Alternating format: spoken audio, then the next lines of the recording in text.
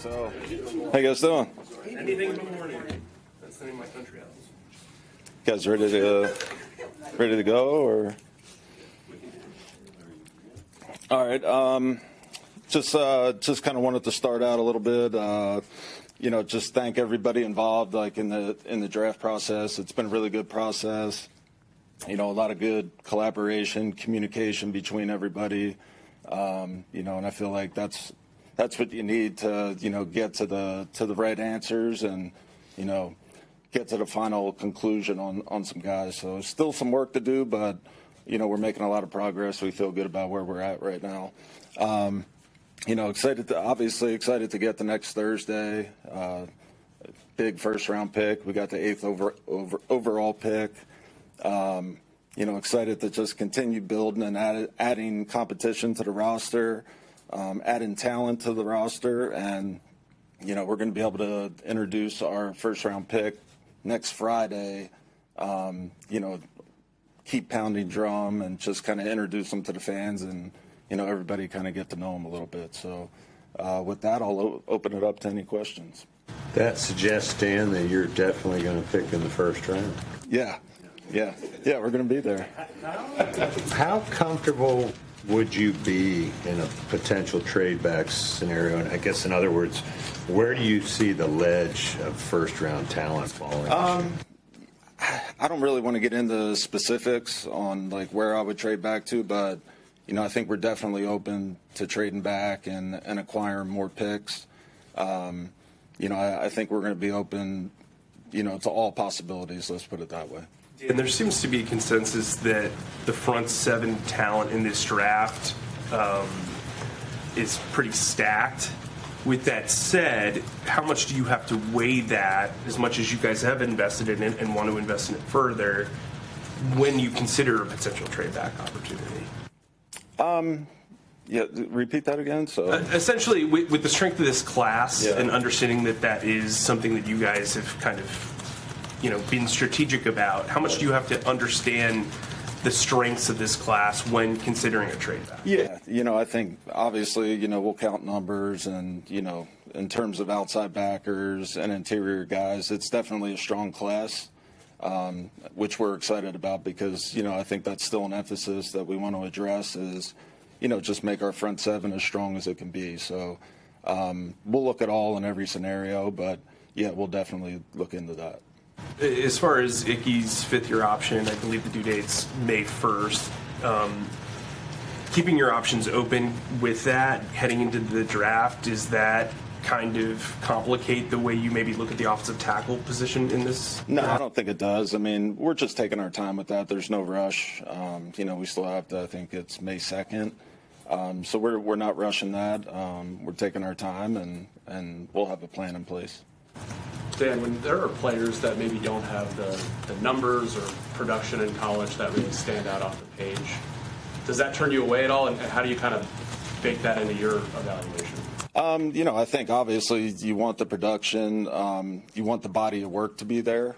You obviously don't want to draft guys that, weren't productive in college. So I think that's kind of what you're asking, right? So, yeah, we're not, obviously we want, guys with a lot of production, and, I think that usually translates to the next level. Dan, based on everything you did so far, how committed are you to sticking to defense with number 8 or trading back in that position? Yeah, I think I said it before, like, we're not going to box ourselves in. We're going to be open to all possibilities, with that number 8 pick. Like I said, whether it's trading back or whether it's staying there and picking somebody. So we're definitely not going to box ourselves in. Dan, with what you've gone through last year in building the roster and addressing certain areas and doing it again in free agency this year, setting up for the draft, I know you speak in the collective we, like how it's coming together, but from the general manager's position, how are you liking how do you feel about where this group is and what you can do? Is it taking the image that you had that you envisioned? Yeah, I feel really good about where we're at right now. Excited about the direction that we're heading. I feel like we can really add some good pieces to the roster and continue to add to the front and build out that depth and the competition on both sides of the ball with both fronts. So I think we just want to dominate the line of scrimmage, and I think that's the bottom line. Is general management ever fully satisfied with the work that they've done? No, I mean, I don't think, I think no matter how good this roster can ever get, like, you can never be satisfied. You always got to be hungry and always looking for ways to be innovative and getting better. Dan, at the owners' meetings, Dave said that he was really happy with the wide receiver room led by Xavier Legette. Curious to know your take on the Panthers wide receiver room now and how that kind of aligns with this wide receiver draft class. Yeah, I agree with what Dave said. We're excited about the development of, Xavier and Jalen Coker and some of our young guys. So, with Thielen still in there, Reeson and David Moore, I think we do feel good about our receiver room. I think, we're looking forward to seeing them compete and just get better and better. And, that's not to say that we're not going to, invest in a receiver at some point during the draft. So we're just going to draft really good football players, and if it's a wideout, then, so be it. Given that Taylor's going into a contract year, is offensive tackle on the table for you guys? Again, like, we're not going to box ourselves in with anything. I think, if an offensive tackle's there at some point, like, I'd be open to drafting an offensive tackle, but that, really doesn't have anything to do with Taylor Moton. And when the Saints news came out Friday, did that kind of cause a little uptick in traffic on your phone? I mean, were more people interested in talking once that's out there? No, I don't think yet. I think it's still a little early for that. I think maybe down the line I'll expect it a little more, but right now things are quiet. Jason Light said last week, Dan, that he thinks it's going to be less movement this year because sort of a level type talent level across the later first round into the second. Do you get that same vibe that it might be tough to find a trade up partner? I always look at it like it only takes one team to fall in love with a player, so, a team could fall in love with a player and decide they want to trade up with us and go get their guy. So, I really don't look at it like that. I just look at it as, a team's just may really love a guy. So we'll be waiting if somebody wants to come up. And a lot's made of 30 visits. What is your philosophy towards 30 visits as a franchise? It seems like everybody has their own thing, but what specifically for you is? I think we usually bring in guys that we just kind of feel like we want to get to know a little bit better, whether it's from a personal standpoint or from like a football standpoint, whether it's, getting them on the board one more time and, just checking their mental, their IQ, and then just kind of getting to know them as, people. So I think as much time as you can spend with these guys, it's good in the end. You guys signed Colin Granger. What went behind the decision to, bring in a guy who has limited to no football? Yeah, I think, it's a good opportunity to fill out our 90-man roster. Colin had a good workout. He was recommended by George Fan, who we're familiar with from our Seattle days. It's just an opportunity just to add a guy and, be open-minded and just kind of try some new things, and maybe see what we have. Dan, it seems like every mock draft has you taking Jalen Walker. At the Combine, I believe you weren't really wanting to commit to how you saw him fitting into your system. Right. Can you expand on that a little bit on how you see him fitting in if you were to take him? I mean, Jalen's a good player. I think, for us, I guess I'll talk on it now, but he's an outside linebacker for us that I feel like can do a lot in our defense. I think he's definitely a great person, really good player, and, I think he's got a bright future ahead. And kind of building off that, he's a hybrid sort of player. Like you mentioned, he's going to be this guy for us, not necessarily meaning that he would be this guy for other teams. What's your view on defensive players, and particularly defensive front seven guys who can play multiple positions? Like, does that make him more attractive as a draft prospect? I don't know if it makes them more attractive, but I think it definitely makes them, it adds value to them. I think, in Jalen's case, he can play on the outside. You can move him inside. You can do a lot of different things with him on the defense. And, I know that, we do value those type of things, and again, he's a good player. Is there a concern with a player like that you might spread him too thin if you do try to, off the bat, find multiple roles for him? Yeah, I think that's a fair statement. I think, it's always good to align a guy where you really want to play him so he can, develop in a specific place. That way you're not moving him around and he's not really getting better or getting great at anything. He's just kind of good at, a bunch of different things. So, yeah, I definitely think that's valid. To his sort of character and football IQ, I know he's the son of a longtime college coach. Did that come through in your meetings with him? Yeah. Again, he's a great kid. He's super smart. I mean, he's been around football his whole life. So, I think he's everything that you would expect. Now that you've been through this process twice with Canales, how would you describe the conversations about prospects that you and he have? Yeah, I think there's honest conversations. We're not afraid to challenge each other. And that doesn't go just for me and Coach Canales. That goes for myself and, our whole staff. I challenge our staff I want them to challenge me. I think it needs to be that type of room. I think as long as you're getting to the final answer that's, going to give us the best player and come to the best solution, then that's what you have to do. With y'all's backgrounds, is it hard for him to kind of separate being an old receivers coach, offensive guy, versus you being a former linebacker when you're looking at prospects? No, I think we both do a good job of separating ourselves from that. I think we're really just looking what is going to make our team the best team. And, which player that we add to our roster is going to make a bigger difference. So that's the way we look at everything.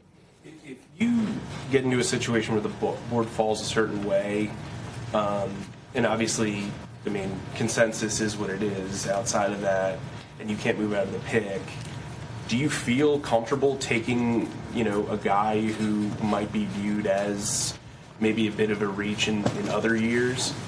Yeah, listen, at number 8, if we get stuck there and we're not able to trade back, if we're not in love with the player there at number 8 and we can't trade back, then we're going to be ready for all different types of scenarios. So there's some really good players that we like.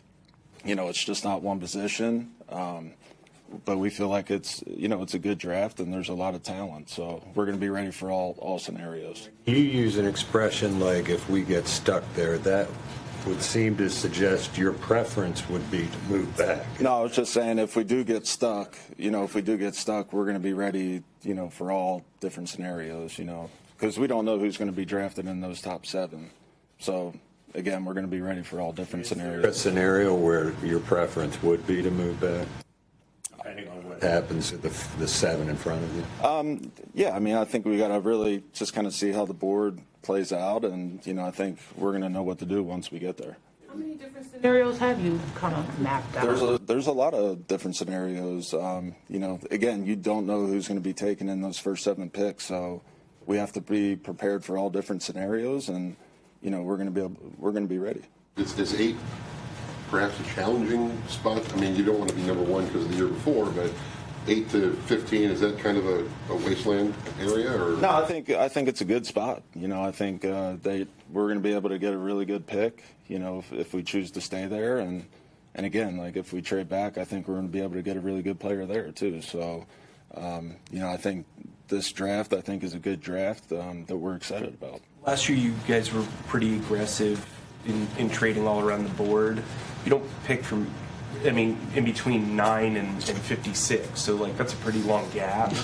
How much has the discussion revolved around potentially making sure that gap is kind of closed? Yeah, we've went through all different scenarios at this point, and that's of course going to be one of them as well. So we're definitely playing out all different scenarios in our head, and I think when the time comes and we see who's on the board, we're going to be ready to go. Dan, when do the calls ramp up, really, in terms of trades and that kind of stuff? And last year, when you were talking to Brandon about going up maybe to get XL, when did that process start? That started really the night of the draft. Obviously, the week of the draft, you make your calls and, you talk to people about, hey, we'd be willing to move out of this spot. what are your plans, with your pick? So I think it's a communication thing throughout the week with other GMs and other personnel people around the league.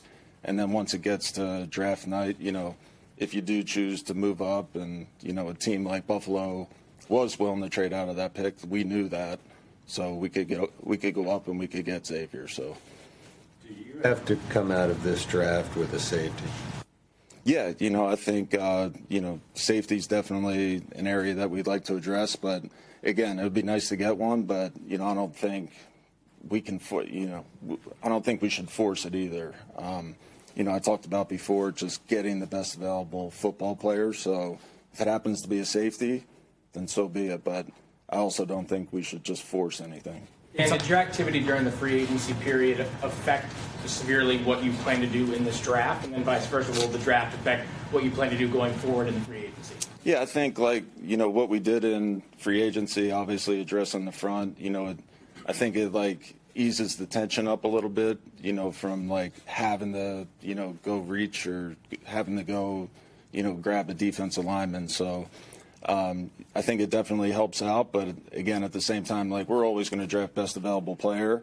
And, it's not going to change this draft. When you've talked to Dave about scheme, I know you guys are encouraged by the wide receiver group. That's what you said. Have you thought about a tight end potentially adding the element of that number one wide receiver, that number two wide receiver in this draft because the group is so good? Yeah, I think, talked about it before, just about adding playmakers, on both sides of the ball. And, a tight end could be a playmaker as well. So, I think all options will be on the table in terms of position. Do you think the tight end group is deeper, maybe, say, 1 through 4, first through fourth round than the wide receiver group? Yeah, I think that's fair. I think that's fair. I think in the first 3 rounds, I think you'll get, some good wide receivers and some good tight ends. So I do think it drops off at a certain point. So, you have to be strategic. I think the tight end group is a little deeper. No, I wouldn't say that. I had asked. Yeah, no, I wouldn't say that. Yeah. When you're scouting kickers, who do you rely on for that? Like Tracy or, maybe specialists outside of the building? How does that work? It's usually the special teams coach, him and his staff, they'll really evaluate those guys, and I'll lean heavily on them. When you're scouting your guys for specific player position groups, do you put any emphasis on familiarity the players would have had by playing at the same college program or at a different program in their time frame? No, I don't think so. I think we just, again, we don't really have that play. That stuff really doesn't come into consideration. It's just about drafting the best football players. Dan, you've had a couple of months now since the end of the season to kind of evaluate and look back and think things over. How critical was that finishing stretch from what the team put forth last season to how you approached free agency and now how you're approaching this draft? Did you get questions answered? Do you feel like you have a better, baseline for where this team is? Yeah, I think, the way we ended the season, obviously a lot of positive momentum going into the next year. And, I think everybody's excited in the building. I think the fans are excited. So it really draws a lot of excitement for us to go and continue to add, really good players to our roster. And so it can make us one of the more competitive teams in the NFL. So it's just another step to where we want to go. And personnel questions were answered for you, to go out and do what you did in free agency and going forward? Yeah, I feel really good about what we did in free agency, just adding to our front and, adding a safety like Morig. We added some good players that we're really excited about, and we're headed in a good direction. Dan, when a guy plays at multiple schools, how does that factor into your evaluation? Say that again? When a guy plays at multiple schools, transfers around a little bit, how does that kind of play into your evaluation of that guy? It really doesn't. I don't really. Nowadays, it's so common that, I try not to really ding those guys for, moving multiple times. Maybe back, 5-6 years ago, it might be a little different, but right now I really don't. It doesn't come into play. And the adage is scout the player, not the helmet. But there are certain systems in college that seem to not translate as easily to the NFL, and then those guys take a couple of years, but then they kind of blossom because they have the trades. How much do you weigh that when you guys are evaluating specifically defensive players? So you're saying, Like Georgia is known for having guys that have a lot of talent that come out and it takes a couple of years and then they kind of excel. right? But they're not the only college program that does that. When you're looking at guys like that coming from those programs, does that answer any questions about maybe what they can do versus can't do, vice versa? I mean, I think it makes it a little easier, the level of competition that, certain teams play against. Obviously, a school like Georgia, they're playing against top competition in the SEC. So I think from an evaluation standpoint, it does make it a little easier. Thank you, Dan. Yeah. Cool.